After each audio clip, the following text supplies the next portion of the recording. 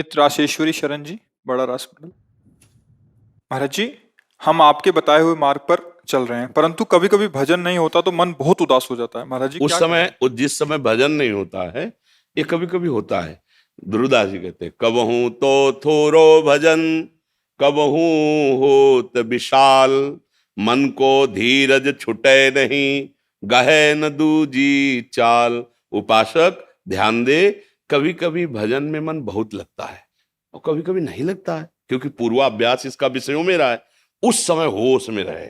जब भजन नहीं बन रहा तो प्रपंच न करने लगे चार लोगों के बीच में, चलो अब टीवी चलाओ, भजन में तो मन नहीं लगे, चलो मनोरंजन कर लेते, चलो ये फिर तो गाहे न दूजी चाल, दूसरी बात पकड़, भजन नहीं हो रहा, कोई बात नहीं। हम श्यामा जी के हैं, ये ठसक तो है ना, हम हरिवंश महाप्रभु के हैं, हमारे गुरुदेव हैं, हमारे आचार्य हैं, इष्ट हैं। अभी भजन ही तो हो रहा, तुरंत ठसक पे आओ। कुछ भी हो मन, तू मुझे परास्त नहीं कर सकता, मेरे युगल सरकार है ना, मेरी रक्षा अब चिंतन हो रहा, अभी थोड़ी देर में बदल जाएगा मन और भजन में आ जाएगा। हम क्या करते हैं, जहां मन हमारा भजन से हटा तो उसकी मांग के अनुसार हम चलने लगते हैं। वो मांग, मन जीवित जानते हो किससे? विषय चिंतन से, विषय भोगों से मन जीवित है। और जब तक मन जीवित है तब तक प्रेम मार्ग में प्रवेश नहीं पाता। मन मारिया तन बस में कीन्हा, हुआ भरम सब दूर, बाहर से कछ दिखत लाई, अंदर चमके नूर, आपो त्याग जगत में बैठे, नहीं किसी से काम, उनमें तो कछु अंतर नहीं, संत कहो चाहे राम। वो भगवत स्वरूप हो जाते हैं। मन मारा, मन ही मारी तनहारी के, वृंदावन में गाय। मन को मारना सीखना चाहिए। अब मन कह रहा है ये भोग ये भोग, राधा राधा राधा राधा, बहुत बार तुमने जो कहा है अनंत जन्मों में किया, अब इस जन्म में जो गुरुजी कहेंगे वही करेंगे, तेरी एक बात नहीं मान, तू मार, जला मुझे जितना जला, खत्म, उसका अस्तित्व खत्म। पर इतनी हिम्मत नहीं होती, इतना हम दुलार करते हैं मन को कि जो मन चाहता है हम फिर उसी में लग जाते। यार भजन में मन नहीं लगता, बाहर घूमे, कोई ना कोई विषय पकड़ लिए, कोई चिंतन विषय करने लगे, वो जीवित हो गया और बलवान, अब रौंदेगा आपको। गाहल दूजी चाल, दूसरी बात नहीं होने, नहीं मन लग रहा, सो जाओ चुपचाप, जब जगोगे फिर भजन होने लगेगा। या फिर किसी भगवत प्रेमी महात्मा के सानिध्य में पहुंच जाओ, या कोई ग्रंथ खोल लो। आजकल यंत्र चले हैं, सत्संग सुनने लगो, थोड़ी देर में बदल जाएगा। क्योंकि रजोगुण तमोगुण का प्रभाव आया है, इसलिए भजन में रुचि नहीं हो रही। जहां थोड़ा सात्विक सेवन हुआ, वृद्धि वृत्ति बदल जाएगी, भगवत चिंतन बनने लगे। उसमें घबराने की जरूरत नहीं है, धैर्य पूर्वक चलिए, और जब उसे स्वाद मिल जाएगा प्रिया प्रीतम का, तो ये शिकायत खत्म हो जाएगी, फिर भजन करना नहीं पड़ता। जैसे हम विषय चिंतन स्वाभाविक होता है, क्योंकि विषयों का स्वाद मन को मिल गया है। ऐसे जिस दिन, तभी गोस्वामी जी ने मांगा है, काम ही नारी प्यारी जिम, लोभी जिम प्रिय दाम। स्वाद मिल गया जिस दिन इसे, नाम का, रूप का, लीला का, धाम का, फिर हटाए नहीं हटेगा। जैसे आज हम विषयों से हटाना चाहते तो नहीं हट रहा, ऐसे कल भजन से भी हटाना चाहो तो हटा नहीं सकते। एक बार इसे पकड़ा दो, धीरे धीरे सत्संग के द्वारा गुरु चरण आश्रित होकर नाम जप करते हुए, वाणी गायन गाते हुए हम इसको, मन को पकड़ा दें, इसे अभ्यास कहते हैं। वैराग्य अभ्यास, विषयों का सेवन न करना और अंदर से बार बार भगवत चिंतन का अभ्यास करना, इससे हमारा मन एक दिन ऐसा आएगा, यदि गलतियां नहीं हुई तो वो ज्यादा समय दूर नहीं रहेगा, वो मन प्रिया प्रीतम में तन्मय होने लगेगा। और अगर बीच बीच में इसका मनोरंजन देते रहे, वो लंबा खींच देगा, वो लंबा खींच देगा, सांस न ले पावे। जब हम नई अवस्था के थे, तो एक परमहंस जी थे, ओंकारानंद सरस्वती, तो नई अवस्था में देख करके संतों को बड़ा सुख मिलता है कि ये नया बच्चा अगर भगवान का भजन करेगा, अच्छा महात्मा बनेगा। तो उनका पहले भी घर जाते रहते थे संत महात्मा, वो भी जाते थे, तो उनका, अच्छा तो तुम संत बन गए? उनका, हाँ स्वामी जी, हमारी इच्छा है आजीवन भगवान का भजन। बच्चा, इस मन को मारना बड़ा कठिन है।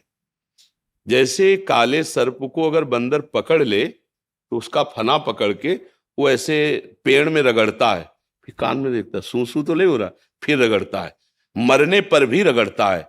ऐसे नाम में, शास्त्र स्वाध्याय में, गुरुजनों की आज्ञा में मन को रगड़ रगड़ के मारते, मन का अस्तित्व न रह जाए, सोई महात्मा। और अगर मन बचा रहा तो कभी न कभी वो गिरा देगा, दुश्मन है। तो इस मन को अमना कर देना, मन में कोई चाह भोगों की ना रह जाना, यही मन की स्थिति है, अमना स्थिति। अगर मन में चाह भोगों की है तो सतर्क रहना चाहिए, ये जहरीला सांप है, डस लेगा। और इसका जहर अभी तक नहीं उतरा जब से सृष्टि रची गई। वही काम वेदना, वही क्रोध, वही लोभ, वही मोह, वही मद। आज अवसर मिला है, गुरु बहुत बड़े विष उतारने वाले मिल गए, और नाम मंत्र जो मिला है ना, वो विष का नाश करेगा। अब हम चूक नहीं करेंगे, अब इस मन रूपी दुश्मन को मारेंगे, सर्प को मारेंगे। बस इसकी मार यही कि इसकी मांगी हुई अधर्ममयी क्रियाएं ना की जाए। अभी कोई बिरला परमार्थी ही कर सकता है।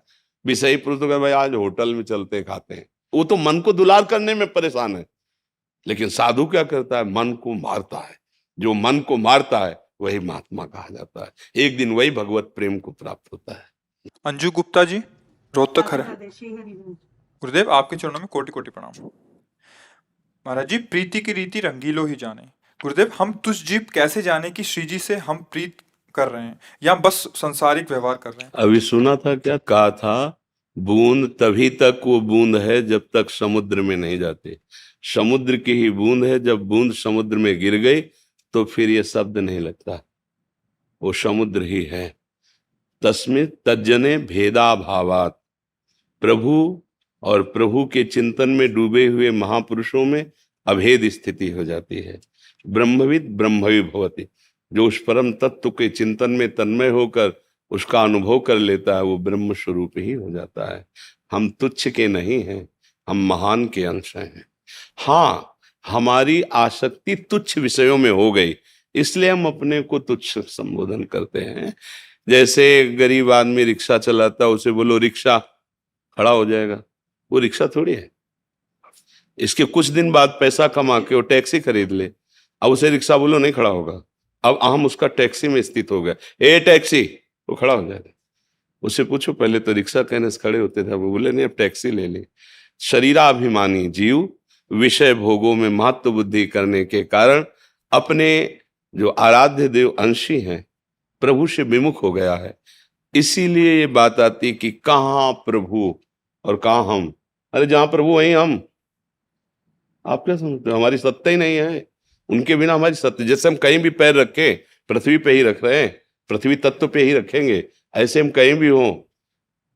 कई बार समझाया है, सबसे प्रार्थना की है कि आप इस बात को समझिए, भगवान सर्वत्र हैं। ये बात सत्य है ना? तो यहां भी है ना, तो आप जहां भी हो वहां भगवान है ना। भगवान सबके हैं, तो जो सबके हैं तो आपके भी है ना। भगवान सर्वशक्तिशाली हैं, तो फिर मेरे लिए भी तो है ना वो सर्वशक्तिशाली। हमें और का भरोसा और की आशा क्या? भगवान सुख समुद्र हैं, तो फिर हम उसी सुख समुद्र के अंश हैं। हमारी तृप्ति उसी सुख समुद्र से होगी, किसी और से नहीं होगी। तो ये भाव दैन्यता में तो ठीक है कि मैं तुच्छ हूं, अधम हूं, क्वाम तुच्छा परम अधमा। लेकिन उपासना की चढ़ाई में चढ़ने के लिए ये प्रमाद भी पैदा कर सकता है। भाई ये तो बड़े बड़े महापुरुषों की बात, हम तो भाई गृहस्थ या तुच्छ अधम जीव, हम तो विषय में ही भोग। ये नहीं, कदापि नहीं। सिंह का बच्चा भूल से भेड़ों में चला जाए तो भेड़ नहीं बन जाएगा। अगर वो अपने स्वरूप को भूल जाएगा तो गडरिये के साँटे खाएगा भेड़ों की तरह। हमारी हालत वही हो गई। भगवान का बच्चा, भगवान का अंश माया में भूल गया, तब साँटे खा रहे हैं काम के, क्रोध के, लोभ के, मोह के, मद के, मत्सर के। नहीं तो हमारा जो स्वरूप है, नैनम छिन्नन्ति शस्त्राणि नैनम दहति पावका न चैनम क्लेदयन्त्यापो न शोष्यति मारुता। अब बोलो ऐसा स्वरूप, और कहाँ हम जल रहे, तो हालत क्या हो गई? भूल गए ना अपने प्रीतम को। अब क्या करें? सेवक वाणी, स्वार्थ सकल तजी, गुरु चरणन भाजी, गुण नाम सुनी कथी, संतन सो संग करी, काल ब्याल मुख पर्यो, कफ पित्त बात भर्यो, भ्रम्यो कत अनन्य कहे की जी लाज धरी। अगर अभी आपको अनुभव करना हो कि प्रीति की रीति क्या है, तो पहले स्वार्थ का त्याग करो। कैसे त्याग करें? बड़ा कठिन है। गुरु चरणों का आश्रय लो, गुरु जो उपदेश करें, जो नाम, जो मंत्र, उसको रटो, और संत समाज का सेवन करो, संतों का संग करो। गुण नाम सुनि कथि, प्रियालाल के गुण सुनो, उनके नाम का कीर्तन करो, उनके नाम का जप करो। जहां कहीं भगवत चर्चा होती हो, जैसे प्यासा है तो पौशाला की खोज करता है, कहाँ है। तो जहां जहां प्रिय की बात सुने, खोजत तिय गहनन। कहाँ मिलेगा मुझे श्यामा श्याम का बात करने वाला, कोई ऐसा जो प्रभु की मुझे चर्चा सुना दे। बावरो सो रस में फिरे खोजत नेह की बात, स्वारथ सकल तज गुरु चरणन भज, गुण नाम सुनी कथि संतन सो संग करे। और इस शरीर से प्यार मत करो, कफ पित्त बात भर्यो, ये कालाधीन है, किसी भी मिनट में ये आपको धोखा दे सकता है। जैसे पानी का बुलबुला बहुत अच्छा दिखाई देता है, पर किस सेकंड फूटेगा इसका पता नहीं, पर वो फूटेगा, पक्का फूटेगा, वो टिकेगा नहीं, ऐसे ये टिकेगा नहीं। दुर्लभो मानुषो हो पर देही नाम क्षण भंगुरा, कभी भी नष्ट हो सकता है। क्या करे, जितनी वर्तमान में श्वासें हैं प्रियालाल का यश गावें। नाम बाणी जहां श्याम श्यामा तहां, नाम बाणी सुनत श्याम श्यामा सुबस। खूब प्रियालाल का जस गावें, उनकी सेवा करें, उन्हीं की सेवा की भावना से सारे कार्य करें, व्यापार करें, नौकरी करें। भगवान तो युद्ध करने की बात कर रहे हैं, मामुनिश्वर युद्ध च कोई भी सेवा भगवत भाव से की गई वो भजन हो जाता है। और भजन भी विषय सेवन की भावना से करने पर वो भी विषय ही प्रपंच ही हो जाता है। इसीलिए बोले हम 20 साल से भजन करें, हमको अनुभव नहीं हो रहा, क्योंकि अनुभव वाली गली में ही नहीं जाना चाहते आप तो भोगों वाली गली में मान प्रतिष्ठा सम्मान संस्कार तो हीरा है, चाहे जो खरीद लो, विषय खरीद लो और चाहे प्रभु को ले लो। नाम जप करके अब ब्रह्मास्त्र से कोई मच्छर मारे तो बुद्धिमान का आ जाएगा क्या? ऐसे ही नाम का प्रयोग भोगों के लिए करे, संसार के लिए, मान प्रतिष्ठा के लिए, वो ऐसे ही जैसे ब्रह्मास्त्र का प्रयोग मच्छर मारने के लिए। खूब नाम जप करो और भावना रखो प्रीति की। तो प्रीति अभी हम बोल के आए हैं कि प्रीति कहीं उपजती नहीं है।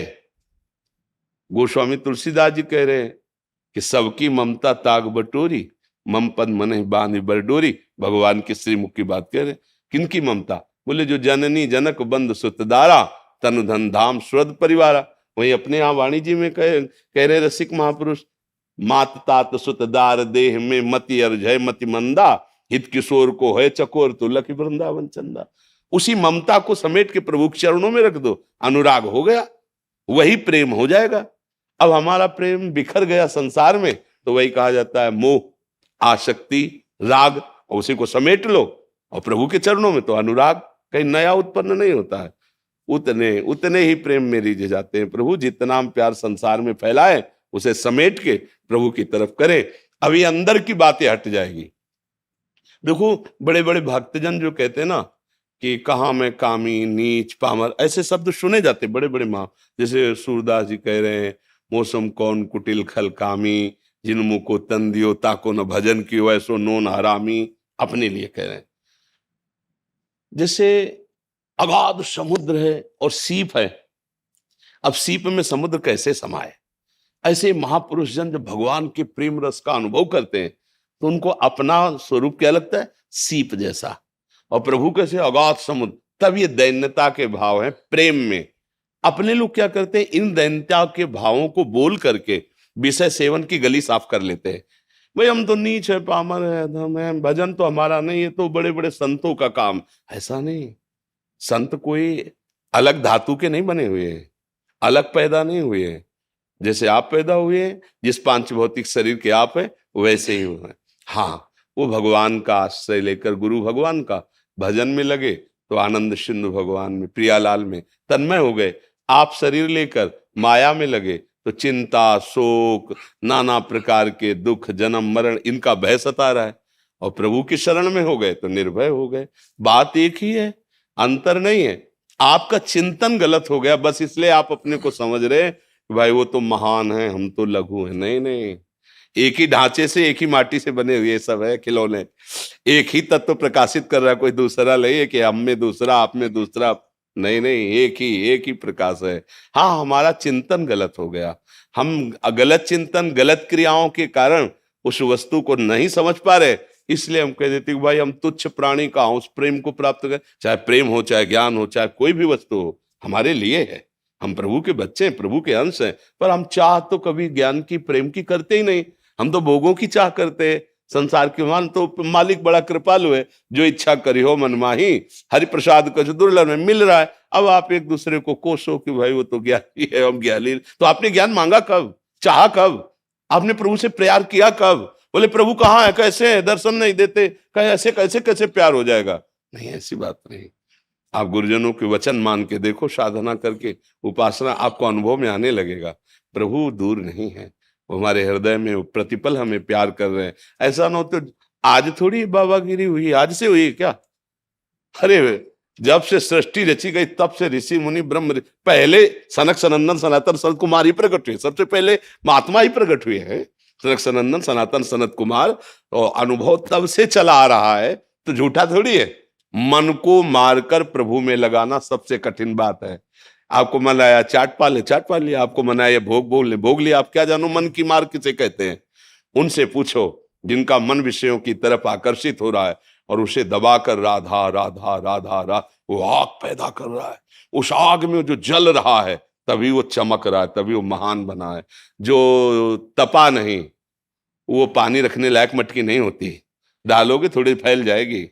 और जो आग में धर के जला के उसे पक्का कर दिया, अब चाहे जितना पानी भरो उसमें कुछ बिगड़ने वाला नहीं। तो ये जो तप है, काम क्रोध लोभ मोह मद मत्सर, इनको सहना, ये कार्य बाबा जी करते हैं। मन लागे और यार फकीरी जो सुख मिलिया राम भजन में, वो सुख लाही अमीरी में मन। अब संसार के लोग जो रुपए के पीछे घूम रहे, संसार के पीछे, माया के पीछे जब तक डोलोगे तो माया अंगूठा दिखाएगी, ले पकड़ में आएगी। और माधव के पीछे डोलोगे तो माया पीछे डोलेगी, पक्की बात है, क्योंकि वो माधव की ही है। माया के पीछे डोलने वाला कभी मायापति नहीं बन सकता। और माधव के चरणारविंद के पीछे डोलो तो माँ की तरह वो दुलार करती। माया भगवान की पत्नी है ना, भगवान को मायापति कहा गया ना, तो हमारे स्वामी प्रभु ये तो वो अम्मा की तरह दुलार कर रहे। देखो ये कपड़ा लत्ता ये सब माया ही तो है ना, वो दुलार कर रही ना, प्रभु के मार्ग में बढ़ा रही ना। और अभी इसके स्वामी बनना चाहो तो मायापति तो एक ही है, दूसरे तो हो नहीं सकते। फिर थप्पड़ लगाती है, गलत दृष्टि रखता है, ले तो यही थप्पड़ लगाना, काम क्रोध लोभ मोह मद मत्सर अन्य योनियों में फेंकना, दुर्गति होना, भय विषाद चिंता, ये है थप्पड़ माया का। और अभी प्रभु के आश्रित हो जाओ, सब सुख तुम्हारे चरणों में। लगो तो प्रभु के चरणों में लगो जी। दीपक शर्मा जी जयपुर से। श्री हरिवंश महाराज जी, महाराज जी नियम से कर्म करना और भाव से कार्य करने में क्या अंतर है? नियम से कर्म करने वाले के ही हृदय में भाव जागृत होता है। भाव कोई बाजार में नहीं मिलता, कोई खेती में नहीं पैदा होता। जब हम नेम से कार्य करते हैं, शास्त्र नियम उसे कहते हैं, शास्त्र प्रमाणित, अपनी बात नहीं कि हमारा ये नियम है। तस्मात् शास्त्रम प्रमाणम ते कार्या कार्यो व्यवस्थित हो, क्या कार्य है और क्या अकार्य है, इसका प्रमाण शास्त्र से, संत गुरुजनों के द्वारा दिया हुआ नियम वही प्रेम प्रकट करता है। प्रेम भाव है, अगर भाव आ गया तो प्रभु मिल गए। भाव भगवत साक्षात्कार कराता है।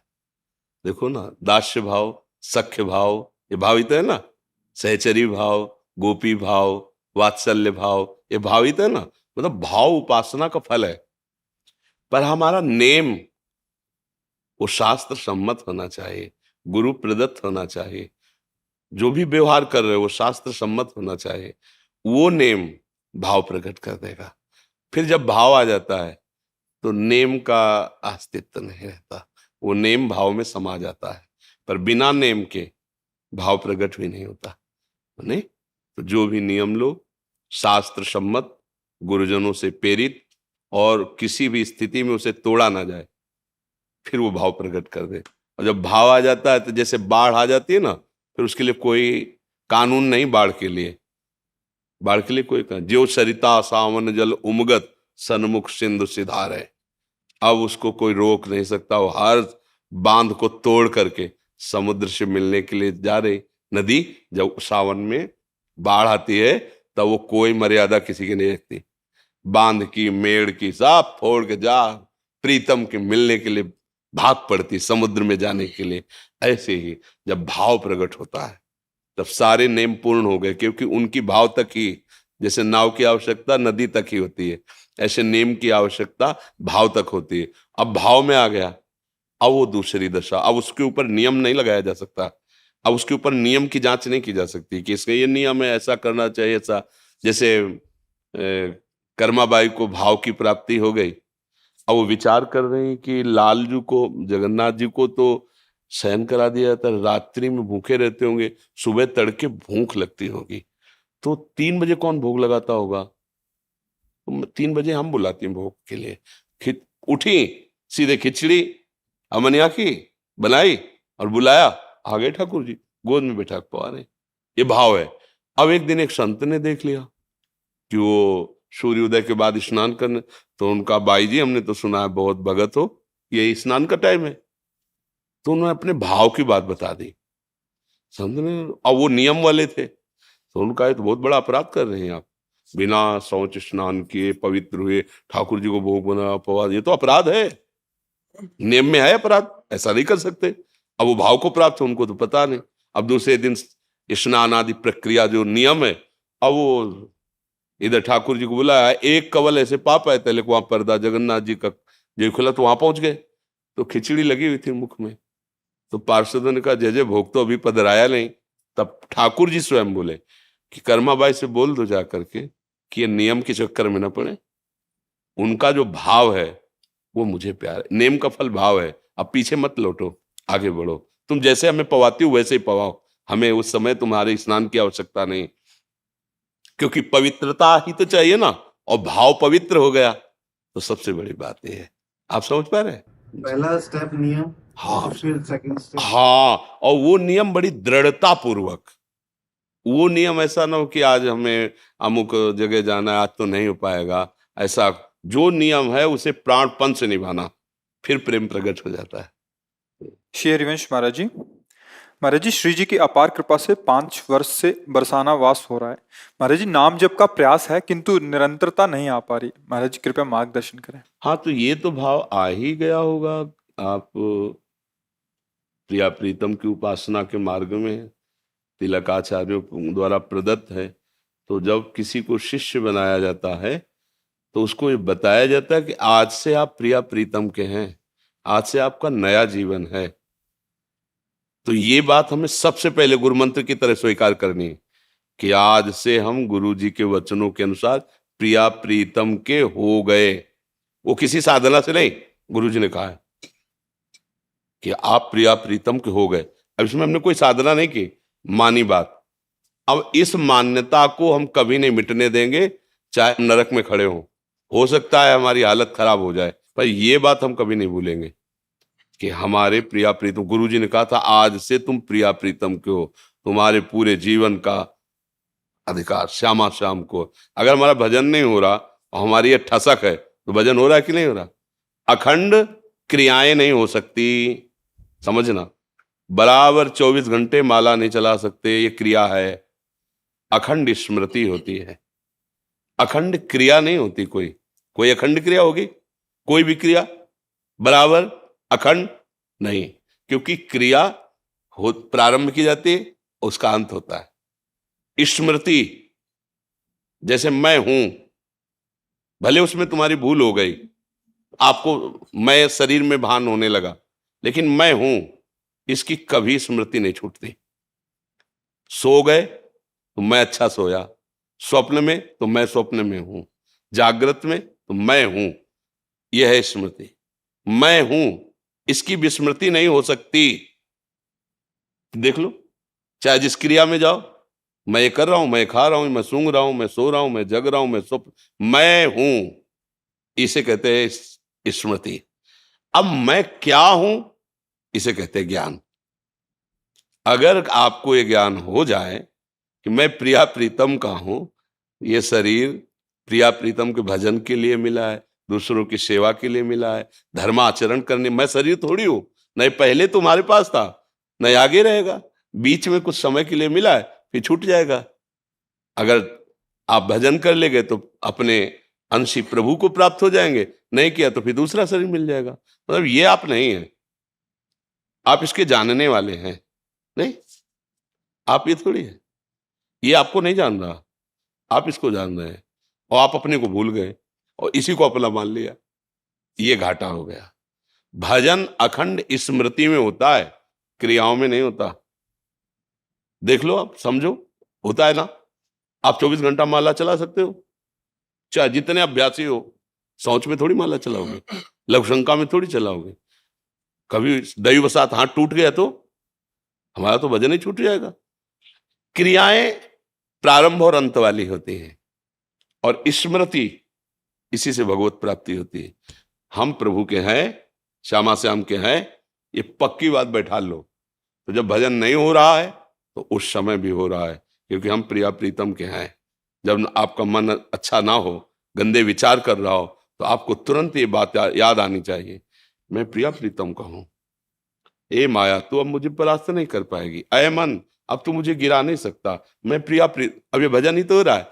किसी भी तरह से प्रभु का स्मरण आ जाना, हरि स्मृति सर्व विपद में, उसी समय सब ठीक हो जाएगा। निरंतरता स्मृति में होती, क्रियाओं में नहीं होती। 2 घंटे 4 घंटे पूजा करोगे, इसके बाद कुछ भी, भोजन कितनी देर पाओगे, सोओगे कितनी देर सोओगे, पड़े रहोगे कितनी देर पड़े रहोगे। कोई भी क्रिया प्रारंभ है तो अंत भी है, लेकिन स्मृति अखंड है। अब तुम विस्मृति के गर्त में हो गए हो, तुम्हें याद नहीं है, बकाओ चल रही है, आज भी है, मैं हूं, ऐसा है ना। बोलो, इसको भूल सकते हो? मैं हूं, कभी नहीं भूल सकते। यह शरीर छूटेगा, जैसे स्वप्न में शरीर छूट जाता है, इसका भान तो नहीं होता, पर आप होते हैं ना, ऐसे ही अनंत काल तक ये नहीं नष्ट होगा। मैं हूं, तो मैं किसका हूं? बस ये ज्ञान हो जाए, मैं कौन हूं ये ज्ञान हो जाए, तो बस बात बन जाए। अब मैं कौन हूं ये ज्ञान हो गया तो मोक्ष प्राप्त हो गए, और मैं किसका हूं ये ज्ञान हो गया तो प्रेम प्राप्त हो गया। बस इसी की निरंतर स्मृति रहती है। जैसे हम मूर्छित हो जाएं तो हमसे कोई क्रिया नहीं होगी, भजन नहीं होगा, ध्यान नहीं होगा, लेकिन उस अवस्था में भी मैं जागृत है, मैं रहता है। नहीं, होश किसको आएगा फिर? अगर वो चला गया तो फिर होश किसको आएगा? वो आता ना कि कब से हम मूर्छित हैं, बोले 2 घंटे से दवाई दी और ये सब किया तो आपको होश, पर उस समय वो है। करण भले होश में नहीं, लेकिन वो है। वही ऐसे ही भगवत प्राप्ति होती है। जब ये स्मृति बैठ जाती है, मैं श्यामा श्याम का हूं, तो भजन नहीं हो रहा है, ध्यान नहीं हो रहा है, मूर्छावस्था है, पर उसकी स्मृति में बैठा है, वो है, उसे परमात्मा प्राप्ति करा दे। ये सूक्ष्म विषय है, थोड़ा बुद्धि पवित्र होगी तो आप पकड़ पाओगे बात। जी, हमारी दादी जी निरंतर माला जप करती थी। तो जब वो आखिरी जो था समय, उसमें जब वो शांत हुए, तब भी उनका माला तो नीचे आ गई थी, लेकिन ऐसे ऐसे उंगलियां अभ्यास जैसे अभ्यास किया, पर अंतर के बाहर के अभ्यास से अंतर पहुंचा जाता है।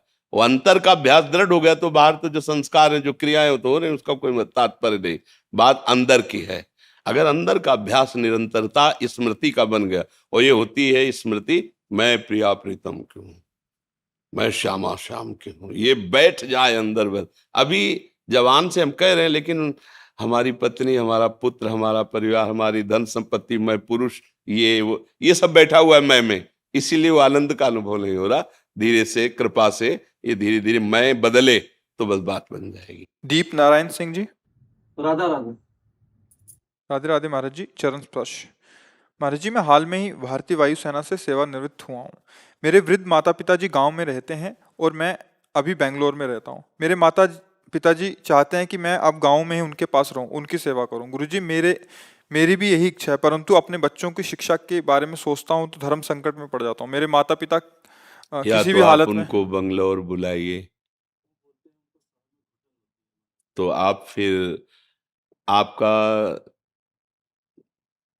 अब विशेष कर्तव्य है माता पिता को सेवा देना और उनको दुलार देना, पैसा देना नहीं। जैसे बच्चे हैं ना, अनाथालय में पैसा जमा कर दो माता पिता का, अगर तुम्हें अनाथालय में उपालते तो तुम्हें कैसा लगता? उन्होंने अपनी गोद में शौच तुम्हारी करवाई, लघुशंका करवाई, इतना बड़ा किया है। अब अवस्था आ गई उनकी हो कि आगे चलकर उनको शौच करवाना पड़ेगा आपको, तो आपका प्यार और दुलार उनको सुख देगा, ना कि व्यवस्थाएं कि भाई हम माता पिता को 10,000 अपनी पेमेंट से भेजते रहेंगे। ऐसा नहीं, जरूरत है तुम्हारी, उनको पैसा उतना न मिले, कोई उनको परेशानी नहीं, जरूरत है सानिध्य की, जरूरत है प्यार दुलार की। और ऐसा नहीं है कि अब गांव में भी अच्छे विद्यालय आसपास होते हैं, कि शहर में ही पढ़ाई ठीक होती, गांव में नहीं होती, ऐसा भी नहीं है। और दूसरी बात है, बुद्धि का प्रकाश केवल लौकिक विद्या के पढ़ने से ही नहीं होता है, आशीष और अध्यात्म से भी उसका बहुत दिव्य प्रकाश होता है। हम लोग कक्षा 9 पढ़े हैं गांव के स्कूल से, 9, जिसमें 5 तक तो केवल ककारा मात्राएं ही याद कराई जाती थी। अब तो 1-2 के बच्चे अंग्रेजी पढ़ते हैं, 6वीं क्लास में ABCD सिखाई जाती थी। 9 तक पढ़े हुए हैं। बुद्धि का विकास और प्रकाश प्रभु का आश्रय लेकर नाम जप करते हुए अगर पढ़ाई की जाए तो बहुत दिव्यता आ जाएगी। तो हमें तो नहीं लगता कि गांव में ऐसी पढ़ाई नहीं होगी जैसी शहरों में होगी। हाँ, ये है कि परिवार न राजी हो, बात तुम्हारा अलग है, लेकिन अब इस समय राजी नाराजगी की बात नहीं, इस समय उनको तुम्हारी सानिध्य की जरूरत है, माता पिता के सानिध्य की जरूरत है, और उनका आशीष भगवद आशीष है। अगर उनका आशीष हो गया तो नहीं, बहुत पढ़े लिखे इंजीनियरिंग किए भी ऐसे ही घूम रहे हैं। ऐसा थोड़ी कोई बहुत रुपया कमा रहे हैं या बहुत ऐसे नहीं, पढ़े लिखे भी, और आशीष है ना तो सर्व सुख प्रदान कर देता है। तो हमारी तो राय यही है। अभी कल ही परसों सत्संग में आया था कि पृथ्वी से महान कौन, यक्ष ने पूछा, तो युधिष्ठिर जी ने कहा माँ, और आकाश से बड़ा कौन, उनका पिता। मतलब पृथ्वी से भी महान और आकाश से भी बड़ा माता पिता का पद रखा गया है। अगर उनको हम अवसर में, जब तक वो अपना कर्तव्य, तो देखो आज आप खुद कह रहे हैं कि आप एक अच्छे सरकारी सेवक रहे और रिटायर हो गए, उनके कर्तव्य में कोई कमी नहीं रही, आपने भी प्रयास किया। अब आपके कर्तव्य का समय आ रहा है। वो आपको कह दें कि नहीं कोई बात, दूर रहो, तो भी नहीं। वो आपको गाली भी दें तो ठीक से सेवा नहीं कर, तो भी नहीं। हमको उनमें आसक्त होकर, जैसे यज्ञ करने वाला उपासक यज्ञ के विघ्नों की परवाह न करके अपने इष्ट की पूर्ति के लिए यज्ञ करता ही है। मेघनाद यज्ञ कर रहा था, ये अंगद आदि महापुरुष जन जाके खूब लात मारे, उसके हिला नहीं। जब यज्ञ विध्वंस कर दी लघुशंका आदि करके, तब वो उठा। तो एक यज्ञ की तो ये यज्ञ के समान पावन माता पिता की सेवा है। आज के बच्चे इस बात को नहीं समझते। देश विदेश, नई पत्नी, नए बच्चे, अपना परिवार सुखी रखेंगे हम, निकल गए बूढ़े माता पिता। भले धन है, क्या करेंगे धन? उनको उस समय प्यार की जरूरत होती है। कोई प्यार से, आप नौकर रख दो, प्यार थोड़ी करेगा वो, तो ठीक है कपड़ा धो देगा, भोजन दे देगा। उस समय उनको प्यार की जरूरत है। वृद्ध है, मेरी तो सबसे ये प्रार्थना, आपसे नहीं सबसे, चूक मत करना, नहीं वो अवस्था तुम्हारी भी आएगी, और जो तुम्हारे विचार वही संस्कार बच्चों में आएंगे। तो तुम तो बंगलौर में रहोगे, वो अमेरिका में रहेगा, इतनी दूर रहेगा कि मरोगे भी तो आने के लिए उसके पास समय नहीं रहेगा। मतलब हमारी बात को अन्यथा न लिया जाए, हम जो आचरण करेंगे वही हमें परिणाम में मिलेगा। मुझे लगता है एक बार पहली प्राथमिकता माता पिता के सेवा की रखनी चाहिए। अगर ऐसा लगता है आपको तो आप पत्नी और बच्चों को शहर में रखिए, आते कभी इधर आए कभी इधर आए, और व्यवस्था रखिए, दोनों को राजी कर लीजिए। बुद्धिमानी तो इसी में है ना, कि व्यवस्था कीजिए उस तरह से कि भाई सेवा में माता पिता की भी एक आदमी रख दिया, इधर बच्चों की पढ़ाई लिखाई, पत्नी की व्यवस्था, और ऐसी व्यवस्था रख ली। 2 दिन आकर इधर जांच कर लिया, 2-4 दिन इधर कर लिए।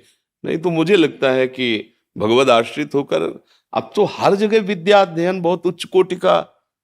ऐसा तो मुझे नहीं लगता कि गांव की विद्या बहुत, पहले थी, पहले बात थी, अब नहीं है। अब तो छोटे छोटे बच्चे, उनसे कहो 39, तो बोले आप इसको अंग्रेजी में बोलिए। छोटे बच्चे बोलते 39, उनको हिंदी से बोलना नहीं आता, गांव के बच्चे हैं।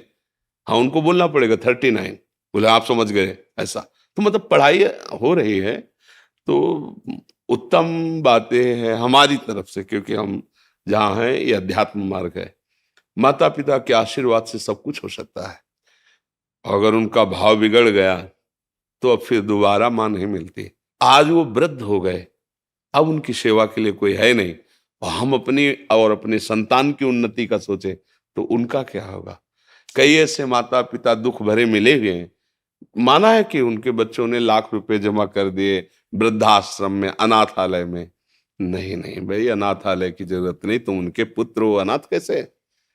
उनकी, चाहे उनको समीप बुला के या उनके समीप जाके या दोनों की दोनों जगह व्यवस्था करके पढ़े लिखे हो जैसे बने उनको राजी कर लो, और जब तक उनका शरीर पूरा ना हो जाए तब तक ये बहुत बड़ी यज्ञ है, बहुत बड़ी तपस्या है, ये मानकर। वो तुम्हें गाली दे सकते हैं, वो 4 लोगों के सामने तुम्हारी निंदा कर सकते हैं, रात दिन सेवा करोगे फिर भी वो निंदा करेंगे, तुम्हें नहीं सुनना, तुम्हें वही सेवा करनी जैसे कर रहे हो, तो उसका फल क्या होगा? प्रकाशित हो जाओगे, इस लोक में भी सुखी रहोगे, परलोक में भी सुखी रहोगे। बस बात समझ लो।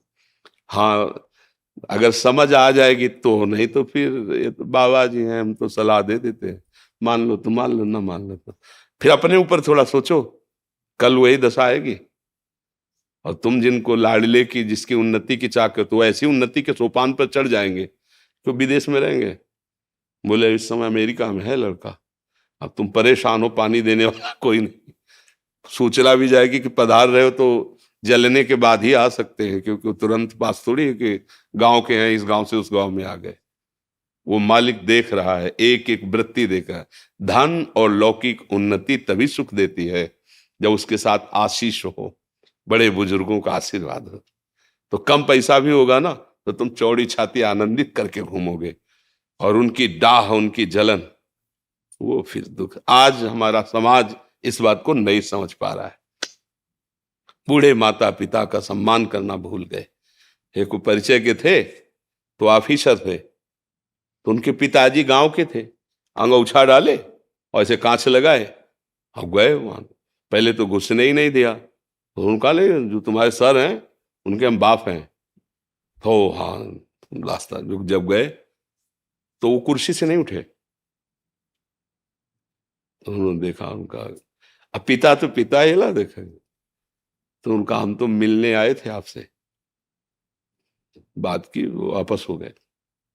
और जब वापस हो रहे थे धीरे धीरे कदम से, तो उनके बगल वाले ऑफिसर, ये कौन था, आपसे कोई प्रणाम नहीं किया, मतलब आपको सल्यूट नहीं किया आप ऐसे? बोले हमारे घर का एक नौकर था, वो मिलने आया था। उनके कान में आवाज पड़ी, बस आंसू गिराते हुए गए।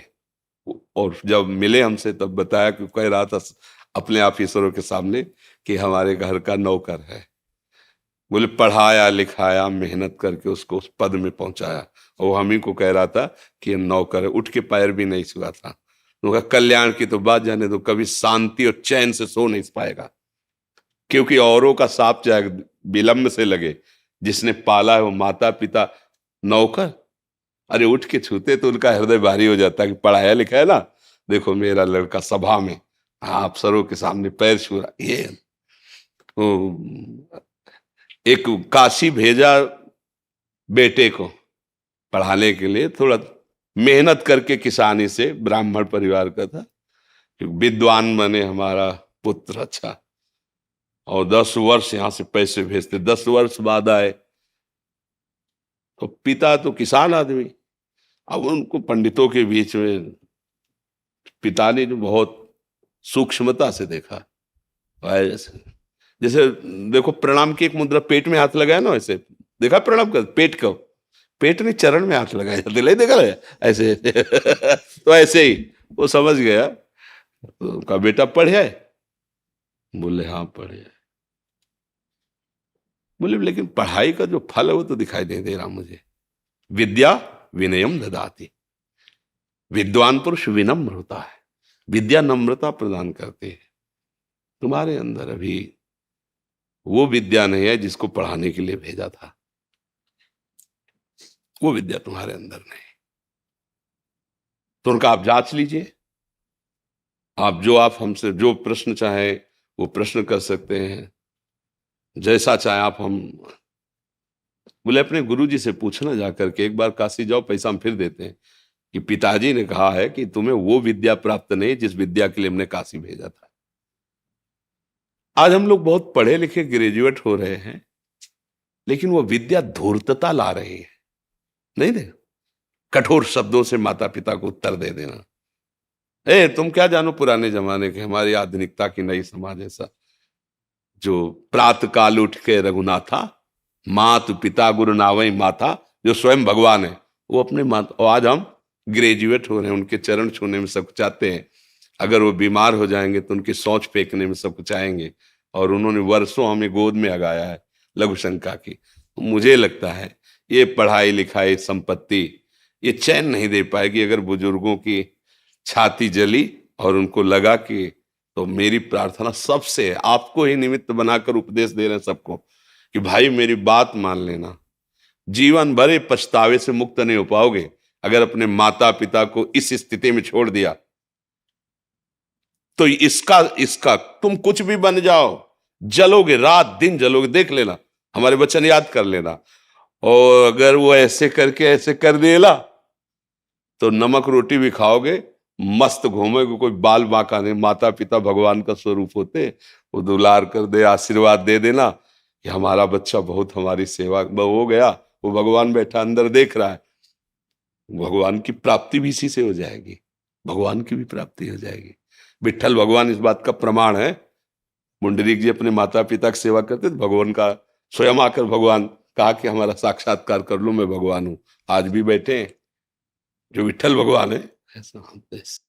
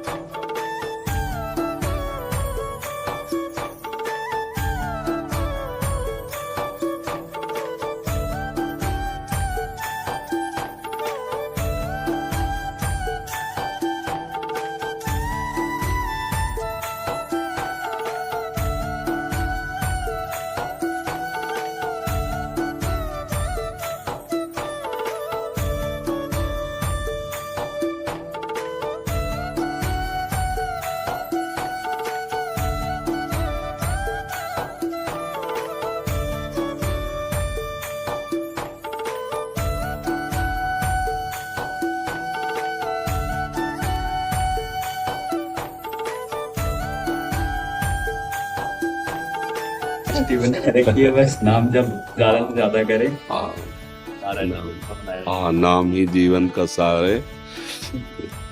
नाम और सेवा, ये दोनों, जैसे पंछी जो है ना, दो पंखों से ही आकाश में उड़ सकता है, ऐसे ही अगर हम उस आनंद को प्राप्त करना चाहते हैं जो हमारे गुरुजनों ने दिया है, गुरुवाणी में है माँ, तो दो बात ध्यान रखें, एक तो नाम जप और दूसरे सेवा का अवसर जहां हो फिर चूके ना। दूसरों की सेवा करना और अपने आराध्य देव का नाम जप करना, इससे सब कुछ प्राप्त हो जाता है, जो चाहे प्राप्त कर सकता है। यही प्रधान वस्तु है। देखो आप गुरुवाणी जी में, ग्रंथ साहब में सब महापुरुषों के अनुभव लिखे हुए हैं, तो सुमिरन और सब महापुरुषों की सेवा की भावनाएं, सेवा, सुमिरन और सेवा, सब कुछ प्राप्त हो जाता है। हम जब ये सुनते हैं ना कि जैसे गुरुद्वारे पे कोई भी चाहे जितना धनी हो जाए, वहां पादुका सेवा, तो हमारा हृदय भर जाता कि देखो कैसी गुरु दरबार की महिमा की अभिमान रस से बिलक कर देता है। इसलिए पहले तुम सबकी पादुकाएं साफ कर, तुम्हारा अभिमान गलित हो, तब चलो अंदर। गुरु कृपा का तभी तुम रसास्वादन कर सकते हो जब ऐसी सेवा में तुम्हारी रुचि हो कि सब जो हमारे गुरु के दर्शन करने आ रहे, गुरु ग्रंथ साहब के गुरु दरबार में, वो इतने हमारे लिए पूज्य कि उनकी पादुका हम साफ कर रहे हैं। सेवा और सुमिरन दो अगर हम पकड़ ले तो भगवत कृपा, गुरु कृपा सब प्राप्त हो जाएगी।